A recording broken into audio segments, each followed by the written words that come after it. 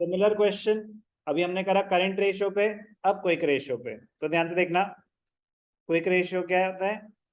Quick assets upon current liabilities. क्या given है? 1:1। तो वैल्यू क्या ले लेंगे हम? 1 लाख, ठीक है ना। लेट अस अज्यूम 1 लाख है क्विक एसेट्स, तो करंट लायबिलिटीज भी 1 लाख हो जाएंगे। अब एक एक करके बात करते हैं। Included in trade payables was bill payable of 3,000 which was met on maturity. Bills payable met on maturity. तो क्या हो रहा है? कितने के हैं? 3,000। तो इसका इम्पैक्ट क्या हुआ? करंट लायबिलिटीज कम हो गई 3,000 से, करंट एसेट्स कम हो गए कितने से? 3,000 से। तो क्विक रेशियो क्या हो जाएगा? 1 लाख पैसे गए ना, तो 3,000 से कैश कम हो गया, और 1 लाख 3,000 से ही आपके लायबिलिटीज कम हो गई। तो 97,000 डिवाइडेड बाय 97,000, तो रेशियो इज स्टिल 1:1। तो आंसर हो जाएगा नो चेंज। कोई भी डाउट? क्लियर?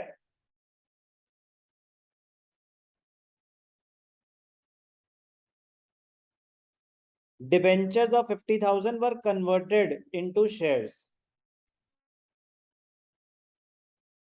डिबेंचर्स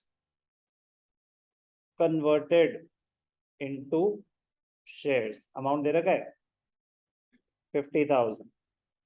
तो सिंपल सा इंपैक्ट है। क्या इंपैक्ट है? डिबेंचर्स कन्वर्टेड इनटू शेयर्स, तो डिबेंचर्स कम हो गए, तो डिबेंचर्स क्या करंट लायबिलिटी होती है? नॉन करंट लायबिलिटी कम हो गई। कन्वर्टेड इनटू शेयर्स, शेयर्स बढ़ गई। शेयर्स क्या होता है? इक्विटी, इक्विटी बढ़ गई। क्या ये करंट लायबिलिटी होता है? तो ये तो करंट लायबिलिटी को इम्पैक्ट ही नहीं कर रहे, तो नो इम्पैक्ट। क्या पैसे यूज हुए? कहीं कोई पेमेंट हुई? तो no impact on quick assets और current liabilities, therefore no change. बात समझ आई? हाँ, गलत? अच्छा, नहीं नहीं, sorry, my mistake, my mistake. ध्यान से देखना, एक्चुअली ये चीज चेंज हुई है, ये चीज चेंज हुई है, इसीलिए गलती हुई है। चेंज क्योंकि अभी हुई है, कंपनीज एक्ट की अमेंडमेंट जो आई है ना, ठीक है, पता चल गया मुझे। क्या पहले क्या होता था? Debentures, debentures long term borrowings होते थे। डिबेंचर्स क्या होते थे? Long term borrowings. तो अब वो अमेंडमेंट आई है। क्या अमेंडमेंट आई है? कि भैया सुन, डिबेंचर्स थे लॉन्ग टर्म बोरोइंग, लेकिन अब जब वो ड्यू हो गए हैं, अब वो जब ड्यू हो गए हैं, मजा आया, जब वो ड्यू हो गए हैं, तो अब वो current maturities of long term date हो चुकी हैं। क्या हो चुके हैं वो? याद है ना, एक चीज हमने करी थी, current maturity of long term debt. Debentures convert ही कब होंगे? जब वो ड्यू फॉर रिडेम्पशन होंगे। मैंने किसी के पैसे देने थे, मैं कहा देख भाई, पैसे तो ना है, क्या कर सकता, मैं तेरे को शेयर दे सकता हूँ कंपनी में, तो मतलब वो ड्यू फॉर रिडेम्पशन थे तभी कन्वर्ट हुए होंगे। तो जब वो ड्यू फॉर रिडेम्पशन थे, तो वो लॉन्ग टर्म बोरिंग्स रही नहीं, तो वो नॉन करंट लायबिलिटीज रही नहीं, तो वो क्या बन चुके थे? Current maturity of long term date. क्या बन चुके थे? Current maturity of long term date. मजा आया? ठीक है। तो डिवेंचर जब तो क्या हुआ आपका? करंट लायबिलिटीज कम हुई। कैसे करंट लायबिलिटीज कम हुई? Current maturity of long term date. ध्यान रखना बेटा इस बात का, current maturity of long term. समझ आया ना मैंने क्या बोला? भाई डिवेंचर्स थे, 5 साल का लोन था, अब 5 साल हो गए, अब मुझे पैसे देने हैं, तो अब वो मेरी करंट लायबिलिटी बन चुका है।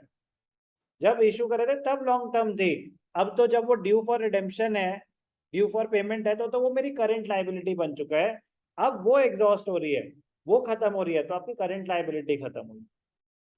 समझ आई बात? आदित्य पक्का?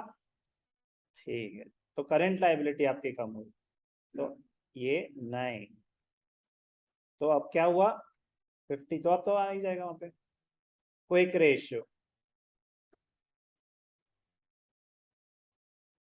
क्विक एसेट्स कितने थे 1 लाख, करंट लाइबिलिटीज कितनी थी 1 लाख, पैसे दिए क्या हमने, कोई हमने शेयर्स दिए, तो क्विक एसेट्स में नो चेंज, और करंट लाइबिलिटी आपकी 50,000 से खत्म, तो क्या हो गया 1 लाख डिवाइडेड बाय 50,000, तो ratio will improve, ratio will improve।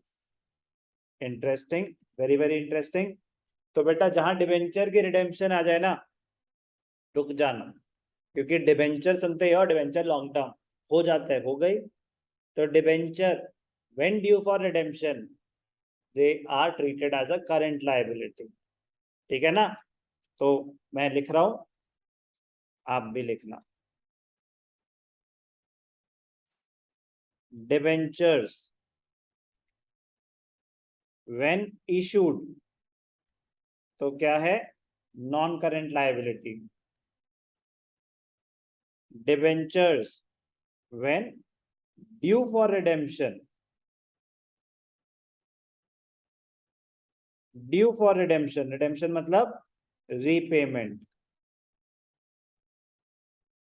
Due for redemption, तो क्या हो जाएगा करंट लायबिलिटी, वाई क्या हो जाता है वो current मैच्योरिटीज of long term date. समझ आई बात? इंटरेस्टिंग, सावधानी हटी दुर्घटना घटी।